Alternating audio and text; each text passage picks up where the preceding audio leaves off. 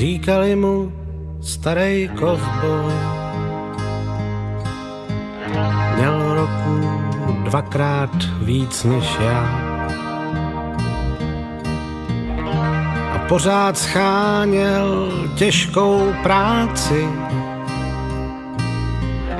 kterou by jinej nedělal.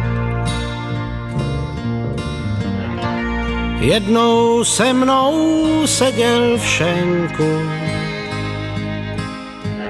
z půl litru bílou pěnu otíral.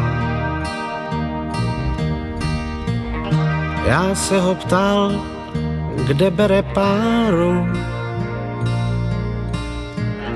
a on s úsměvem povídal. Jen tak si řeknu, na to mám, všechny síly pozbírám, to víš, těžko se to mládne.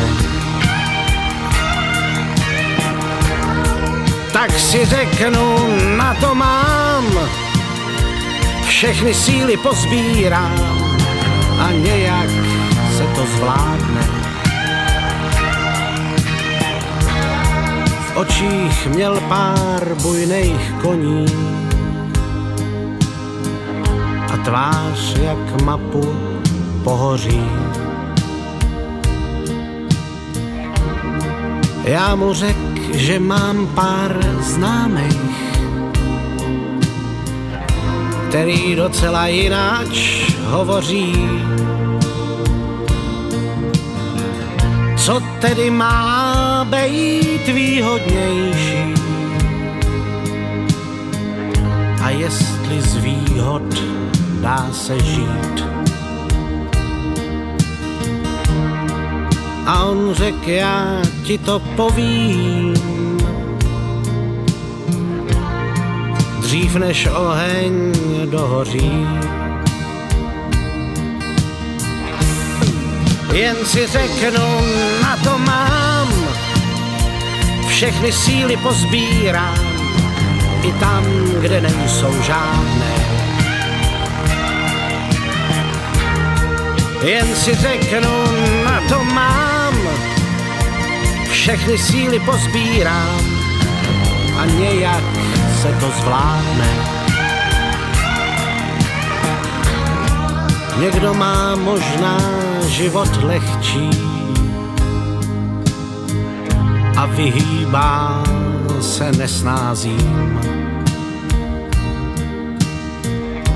že dělá jenom to, co musí a vůbec nic mu neschází. Jenže to není pro mě soupeř, i když mu všechno prochází.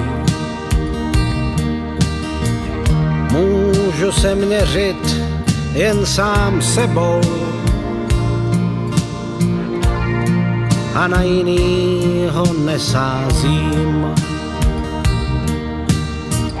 Jen tak si řeknu, na to mám, všechny síly pozbírám, to víš, těžko se to mládne.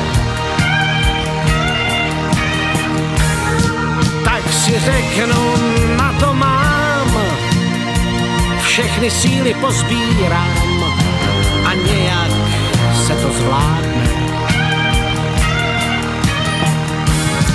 Jen si řeknu, na to mám, všechny síly pozbírám, i tam, kde nejsou žádné. Jen si řeknu, na to mám, všechny síly pozbírám a nějak se to zvládne.